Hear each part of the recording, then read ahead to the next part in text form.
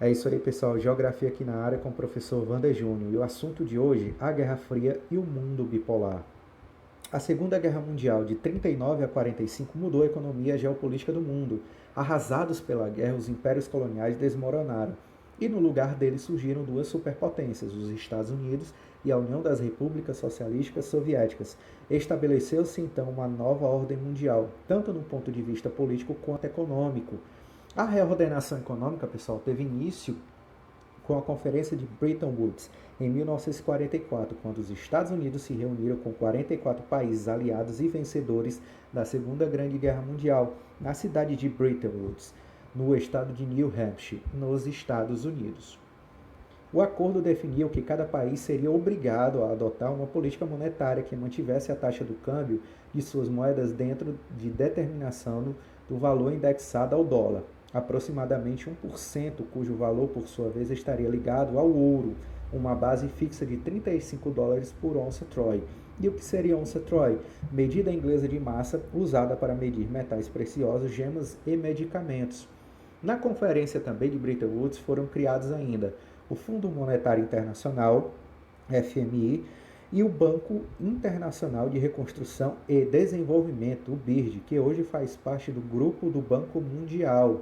E durante quase meio século, duas supergrandes potências dividiram o mundo em dois sistemas econômicos opostos. Nesse longo tempo, a humanidade viveu um dos conflitos mais preocupantes da história, ou seja, sem que houvesse nenhum confronto militar direto entre as duas nações oponentes. Esse período da constante tensão ficou conhecido como Guerra Fria.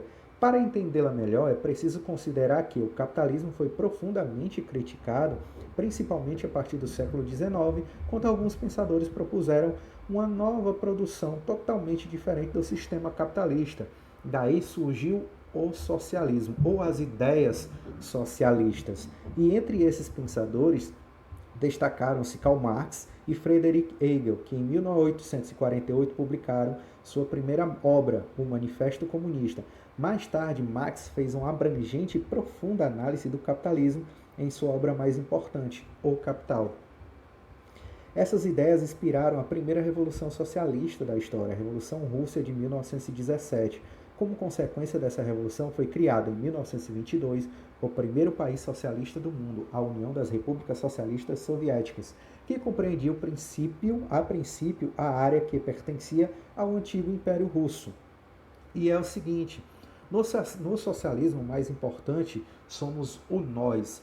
No capitalismo, o mais importante é o eu. Ou seja, no socialismo, o mais importante é o conjunto, é o total, é o trabalho em equipe. Ou seja, assim a ideia do socialismo era baseada nesses princípios, nós, para nós e somente nós definidos. Já no capitalismo, pessoal, o mais importante era o eu. Eu só tenho aquilo que eu tenho porque eu fiz por onde merecer. Eu batalhei. Os outros eu não ligo, mas eu estou aqui. Eu é o mais importante. E após a Revolução, pessoal, instalou-se na União Soviética um governo totalitário administrado pelo único partido legalizado do país, o Partido Comunista, chamado por muitos autores socialistas Real e que acabou por tomar um rumo diferente dos ideais teóricos do socialismo científico. O Estado passou a ser dono das terras, das minas de ouro e carvão e de todos os meios de produção. A propriedade privada deixou de existir, assim como a livre concorrência de mercado e a lei de oferta e de procura. A economia se tornou-se planificada. O sistema não ficou restrito à União Soviética. Outras nações adotaram esse sistema também, ou seja, outros países foram adotando esse tipo de sistema político e econômico. A Europa foi o primeiro continente a sentir os duros efeitos da Guerra Fria, ao ser dividida em dois blocos distintos, Europa Oriental e Europa Ocidental. Europa Ocidental fica para o nosso lado esquerdo, Europa Oriental fica para o nosso lado direito, uma comandada pelos Estados Unidos e aliado, outra parte da Europa comandada pela Rússia e seus aliados e colaboradores.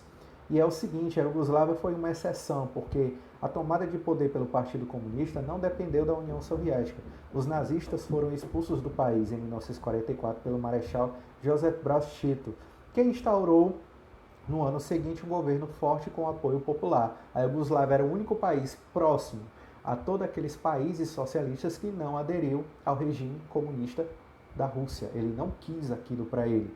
Ele teve seu próprio regime dentro de suas fronteiras, suas próprias políticas internas e etc.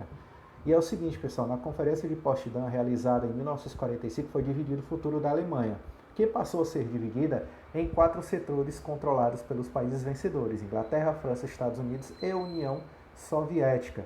Nós temos a Alemanha Ocidental, oficialmente República Federal da Alemanha, capital Bonn, capitalista compreendida, os setores de domínio inglês, francês e norte-americanos. Nós temos a Europa Oriental, oficialmente República Democrática Alemã, Berlim, sua capital, também dividida, embora estivesse localizada no setor soviético, ou seja, a parte esquerda era dos Estados Unidos, a parte direita era da União Soviética, da Rússia. E depois que o socialismo se instalou na China, com as revoluções de 49, os Estados Unidos preocuparam-se a passar a agir com maior rigor para deter sua expansão. Essa estratégia passou a fazer parte do contexto da Guerra Fria. Consequentemente, houve muitos conflitos, sempre com a participação das duas grandes potências, embora elas nunca tenham se enfrentado diretamente.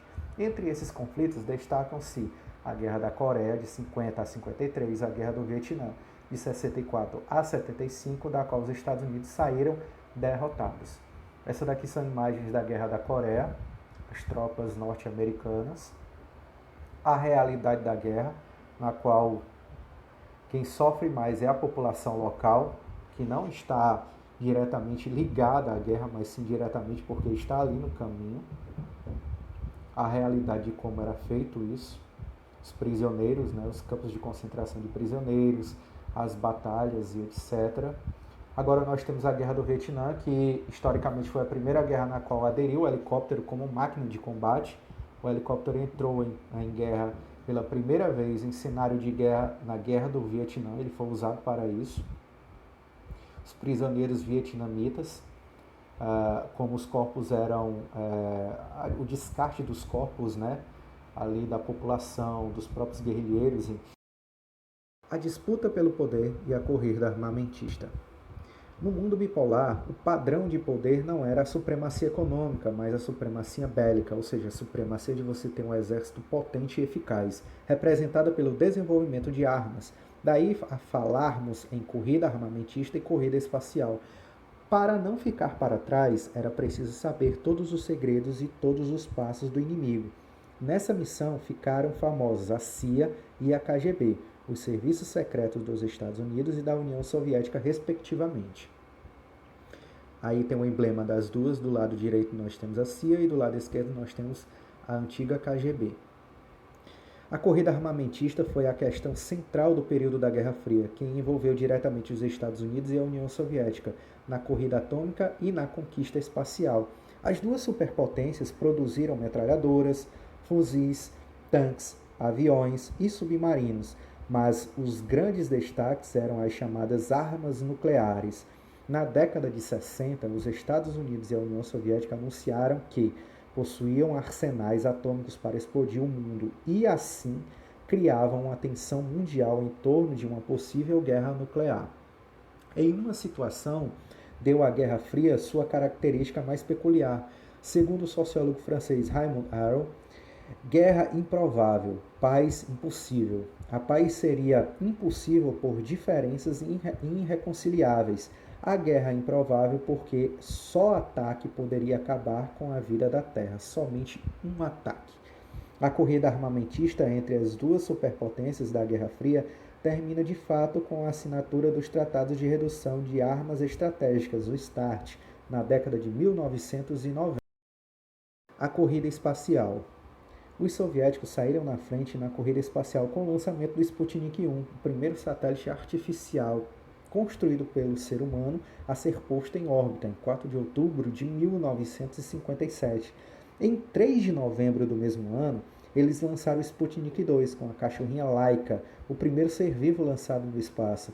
E em 12 de abril de 1961, foi a vez do astronauta Yuri Gagarin comandar a nave Vostok, primeiro ser humano a ir ao espaço. Entretanto, a vitória dos Estados Unidos veio no dia 20 de julho de 1969, que marcou a chegada do homem à Lua. Os norte-americanos Neil Armstrong, Edwin Aldrin e Michael Collins, a bordo da Apollo 11, foram os primeiros a conquistar esse feito e a colocar o nome dos Estados Unidos na dianteira da corrida espacial. Isso daqui são imagens, logicamente colorizadas, não é? Porque na época não existiam ainda imagens coloridas.